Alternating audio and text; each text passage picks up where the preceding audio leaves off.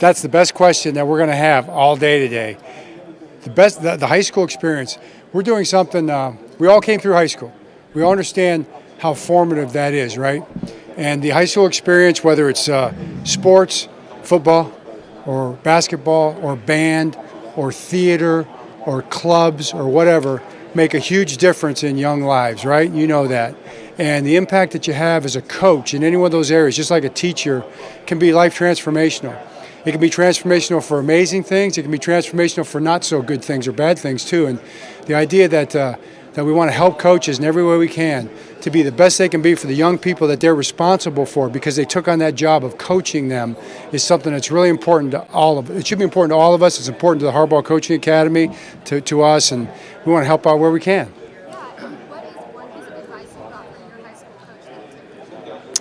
One piece of advice I got from my high school coach, we had a coach, his name was Pete Palmer. He was called Push-Up Pete. And if you did, he was my baseball coach. And if you didn't run out a ground ball or a fly ball, you got to run around the football stadium, which is about a half a mile. You know, baseball players don't like running too much sometimes. So hustle, hustle. That's probably the best advice I got early on. Hustle serves you well in life. Thanks. John, the NFL investigation into Austin Tucker is ongoing. Earlier, Eric came out with all the allegations serious and concerning. Does that sort of sum up your reaction as well? Oh, absolutely. It's not what you want to wake up and read. You don't want to read about it. It's not something you want to see. I don't care what it is in terms of, things that are hurtful and harmful to people. There's too many headlines like that, too many stories that you hear that just make you just sad, disappointed.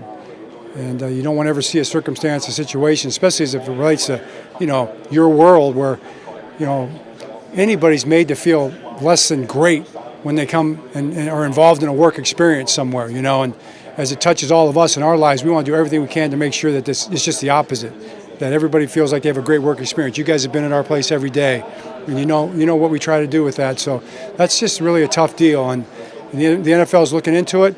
They're going to come up, they're going to review it, they're going to try to gather all the facts, and hopefully we'll have an understanding of it at that time. And then once there's an understanding of it, then you have a chance to, make some decisions and determinations and things like that, and that's where we're at right now.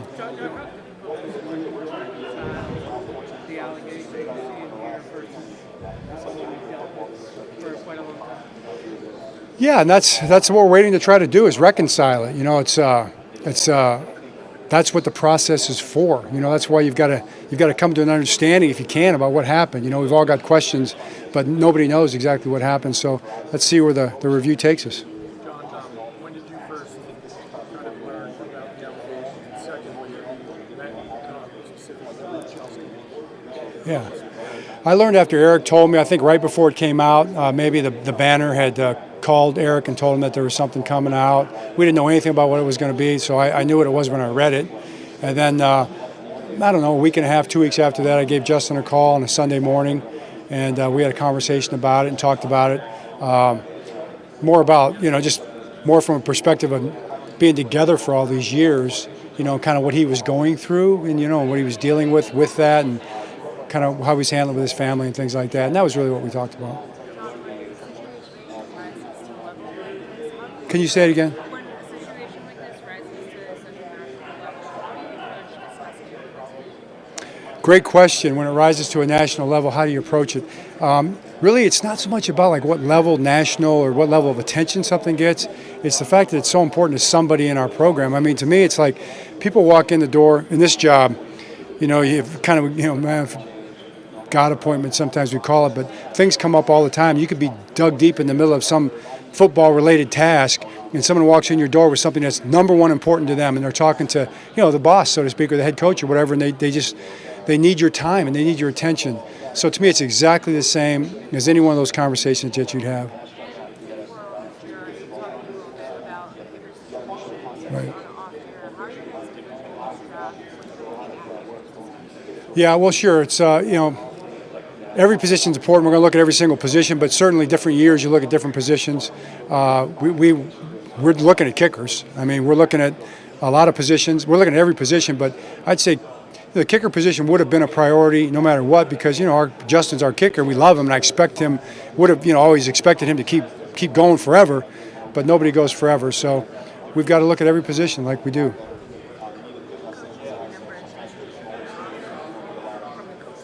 Yeah.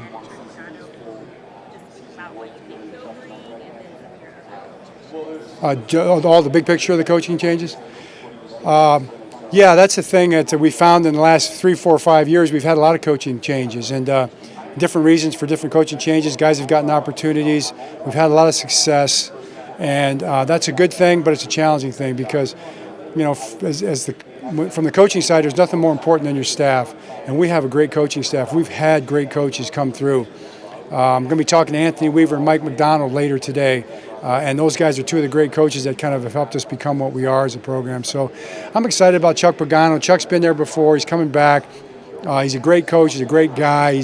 He helped start it back in 2008 to 2011. So love Chuck, and I think he's going to bring a lot to the table. And then Donald DeLacio is a young guy who's got a lot of talent, and Ty Santucci is going to do a great job with the linebackers, and Matt Pease.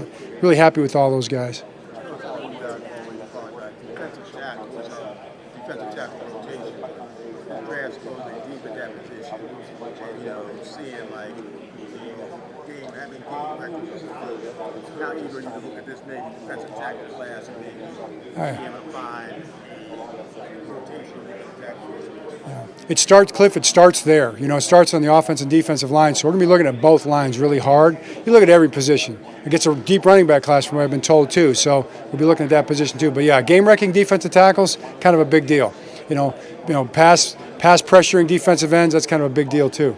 John, you're talking about coaching staff. You guys had the largest coaching staff in the league last year. How has your thought process maybe evolved on assembling assistants and coaches, and why do you need some? Yeah, well, our analysts are in that list. So just so you know, we have about the same number of guys on the field, coaches, women coaches too on the field.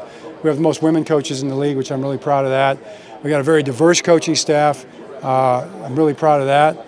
And we have a great coaching staff, most importantly, and that's the thing I'm most proud of. What's the benefit to having so many analysts? Well, everybody's got them, but they're just not listed under the coaching staff. We just give them coaching staff credit.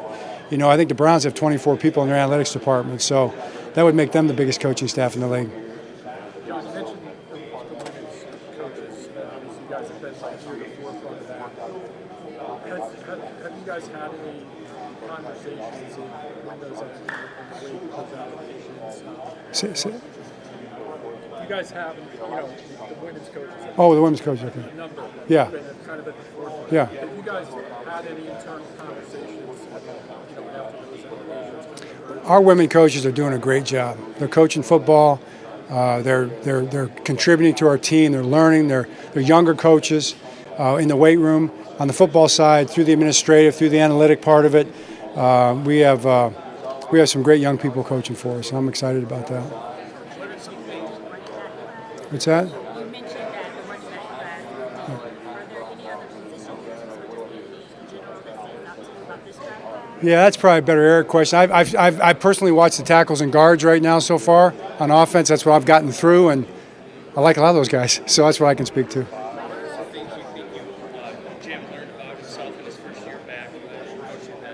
Jim learned about himself? I don't know, man. He seems like the same Jim to me. I think people maybe with the Chargers learned about how good he is and how much fun he is to be around every day. You're around him a lot, and he's. I was just talking to Joe Ortiz on the way coming down the hallway here, and he said we work really hard and we have a lot of fun doing it, and I think that's something that Jim's always been about. He's fun to be around. He's all ball. If you like football, you like being a Charger, and I feel the same way about the Ravens. Kind of run similar type programs, and it's kind of what it should be about. I know in the past you've kind of been a little outspoken about, like say, some changes to replay you want to see. Yeah. Things about that.